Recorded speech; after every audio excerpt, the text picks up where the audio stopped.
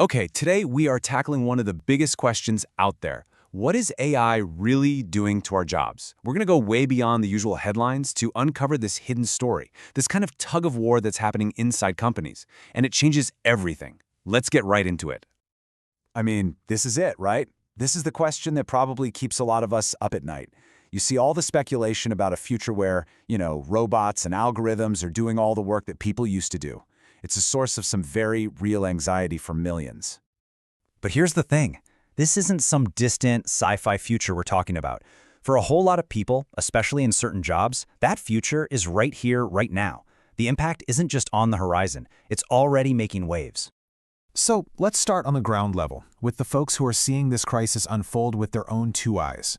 This is the human side of the story, far away from all the tech lobs and the big corporate boardrooms. Wow. This is a pretty powerful statement from Steve Preston. He's the CEO of Goodwill. His organization is literally on the front lines helping people get jobs, and he is sounding a major alarm. He's not talking about something that might happen. He's talking about the preparations his team is making as we speak. And just to get a sense of the scale here, look at this number. 2 million. That's how many people Goodwill helped with employment services in just the last year. And Preston says they are bracing for that number to go up, specifically because of AI layoffs. So who's feeling the heat the most? Well, we're seeing a huge hit to low-wage and entry-level jobs. The kind of jobs that are a rite of passage for so many. Think call centers, sales positions. They're getting automated. And that's making it incredibly tough for young people, whether they're in college or not, to get that first crucial step into the working world. And this points to a massive problem down the road. See, those entry-level jobs weren't just about a paycheck, they were training grounds. It's where you learned the ropes, where you got mentored. So if you take away that first rung on the career ladder, how does anybody climb up to be a manager or a senior leader? You're basically creating this huge talent gap for the future. All right, so now let's zoom out to the corporate world, because the story there is not a simple straight line. Not at all. It's actually this messy, chaotic tug-of-war, with companies making these huge AI moves and then, sometimes being forced to walk them back. You can see two totally different stories playing out here. On one side, you've got companies like Microsoft and Amazon going all in on AI first, laying off thousands. But then on the other side, you have these companies that tried it and got hit with a major backlash, not just from the public, but from their own customers. Taco Bell's AI drive-thru was kind of a disaster. Duolingo and Klarna both had to backtrack after they realized, oops, customers still want and need to talk to a real person. And this brings us to the more optimistic view, right? You've got economists like Jan Hatzius at Goldman Sachs who are basically saying, hey, calm down. This is just the classic cycle of new technology. The argument is, yes, some jobs will go away, but innovation will create brand new jobs to take their place. And historically, that's been true. The thing that makes this time feel so different, though, is just the sheer speed of AI. But this is where the story gets really interesting. While all the execs and economists are up here debating the future, there's a massive, invisible AI economy that is already booming inside their own companies, completely under the radar. This, right here, is the real story of AI at work. Just look at this chart. This is the big aha moment. So official top-down AI projects the companies roll out, they have a staggering 95% failure rate. Only 5% work.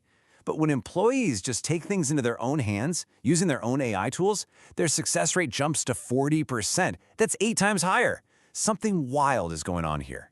And this whole phenomenon, it actually has a name. It's called shadow AI. It's what happens when your employees, who just need to get their jobs done faster, turn to AI tools that the company has not approved, and in a lot of cases, doesn't even know exist. They're solving real business problems, but leadership is completely in the dark. So this leads to a situation where companies are basically just measuring the wrong stuff. They're tracking who has a software license, who did the training. One expert calls it governance theater. It gives you the illusion of control, but it totally misses where the real work is happening, where AI is actually making a difference and creating some very real risks. And believe me, those risks are serious. A big insurance company discovered an unapproved AI workflow that, was boosting sales, but it was also breaking state regulations. A tech analyst used their personal chat GPT to crunch confidential IPO data. A huge no-no. Doctors at a hospital used an unapproved AI to speed up diagnoses, which could violate patient privacy laws.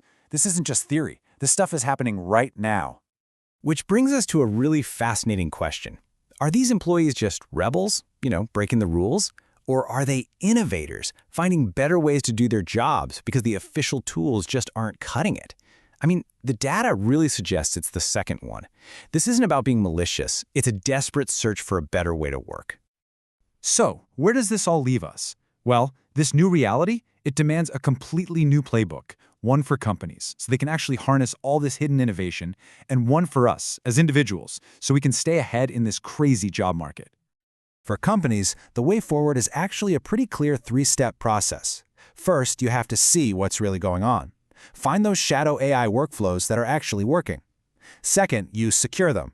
Instead of just shutting down something that's productive but risky, build a safe, approved version of it. And finally, you scale it. You take that proven, secure workflow and you roll it out to the whole company. That's how you turn a compliance nightmare into a multi-million-dollar advantage. And what for you and me?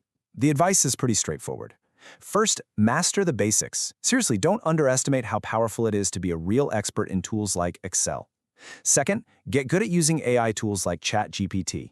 Knowing how to prompt them and use them effectively is fast becoming a must-have skill. And finally, if you're not on a corporate track, look at high-growth areas like clean tech that need skilled, hands-on workers. And we'll just end on this really inspiring note from Steve Preston. This story about two women who completely transformed their lives by learning new skills, it proves a huge point. The changes that AI is bringing are enormous, yes, but they are not impossible to overcome. Doors are opening for people who get the right skills. It is never too late to adapt and to thrive. The real question isn't whether AI is changing work, we know it is, it's how are we all going to choose to change with it. Thank you for watching Jobs Are Gone with AI. The future of employment is being redefined. Stay informed, stay prepared, and join us next time as we continue to equip you for tomorrow's opportunities. Until then, go out and create your own future.